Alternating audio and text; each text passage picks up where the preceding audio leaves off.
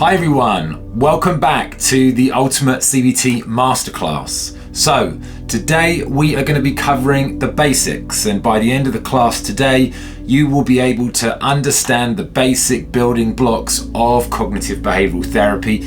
You'll be able to begin to understand how to make sense of the challenges you're facing, and you are going to be well on the way to integrating this as a way of life. So let's get started. There are many ways how people understand their problems, okay? And cognitive behavioral therapy essentially teaches us that ultimately, regardless of what happens, it's our thoughts and our perspective that creates our experience. So, as I said, there's different ways of working it, but in CBT, one of the most popular models people use is the ABC model. So, welcome to the ABC model. Now, what that means is any situation that you're in, any problem that you're dealing with, we can split it into three different areas. So, the first part of it is the A, the situation. So the situation is the event, the situation itself, what we can observe. Now think about anything that you're dealing with now, an emotional issue, a relationship issue, a work issue, whatever you're dealing with, there will always be a situation, an initial event, something that we can all observe. The A is essentially, what is that core situation that you are feeling emotionally stressed, depressed, hurt, whatever your feeling is, that goes in at A. Now, the second part, B. B is our beliefs, our thoughts, what meaning we are giving to any situation. So we have the event itself, and then we have the meaning and the thoughts that we have about that situation. You can just imagine now, if you are in that situation, imagine what thoughts are going through your mind, how you're making sense of it. Those thoughts are what go at B. And one of the things we're going to do on the course as we go on is looking at all the different types of thoughts and beliefs that we can have that can create stress and emotional worry. And then we've got C. C is essentially our reaction, our emotional reaction, our behavioral reaction. When we react or respond to a situation, yes, we can have difficult, negative emotions like anxiety, like depression, like shame, guilt, all of the different and difficult emotions, but then we can also act and behave a particular way. So when we're in difficult situations, maybe we avoid what's happening. Maybe we want to run away. Maybe we want to hide. Maybe we go silent. Maybe we behave in some way or other. And then also we've got sensations. So essentially sensations are the feelings in our body, the sensations in our body when we are in that situation. So we've got the A, which is the situation itself. We've got the B, which is our beliefs and our thoughts about that situation.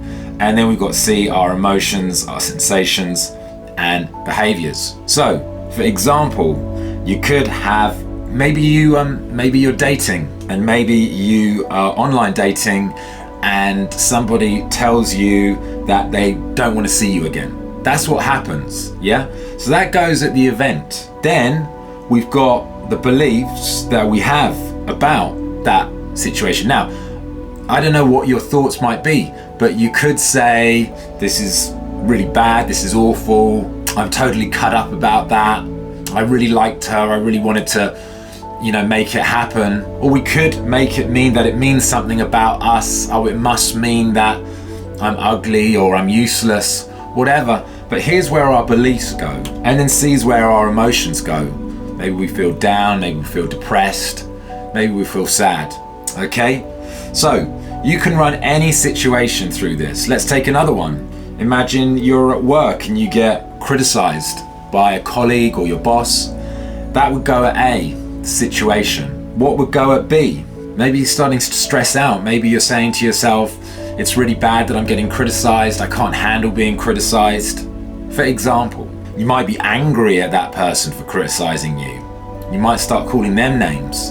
And then at C, you have the emotion here, which could be anger, could be aggression, it could be going to the pub or to a bar and getting drunk.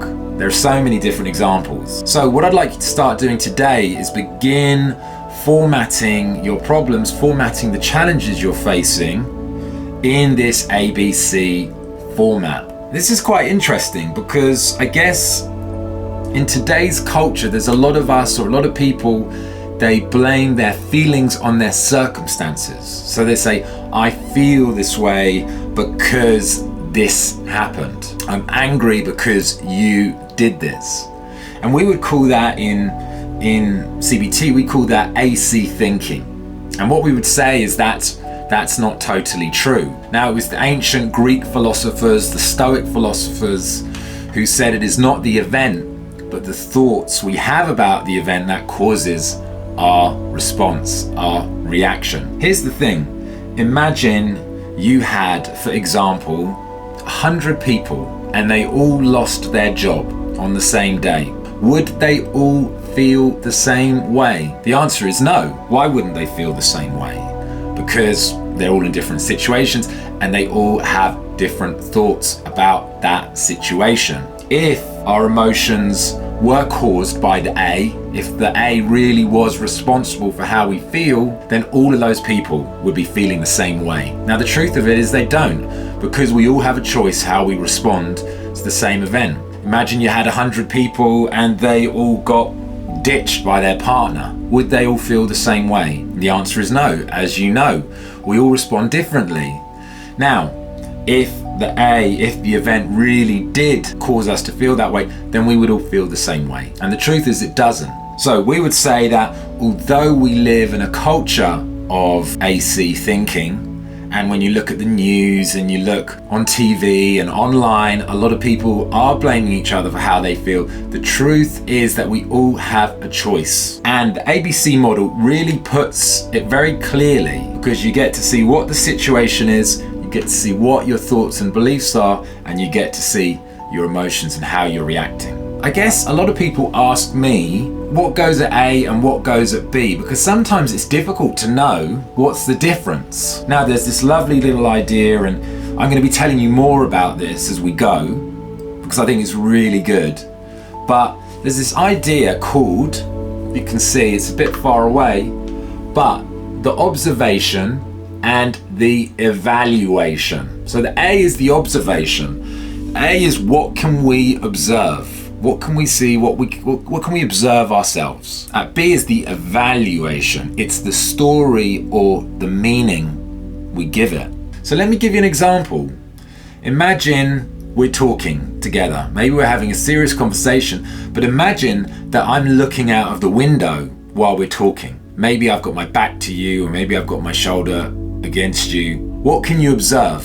You can observe that I'm looking out of the window, or I'm not looking at you. What meaning or evaluation might you give that story? Well, you might say that I'm not interested in listening to you. You might say I'm not listening. You might say I don't care. That would be an evaluation. That would be a story or a meaning that you're giving about the observation. So that's how it works. And as we go through the program, we're going to look more at this in your situations, but maybe you can begin to unpack the difference between observation and evaluation. So what I'd like you to now, if you've got any questions, just put them underneath the video.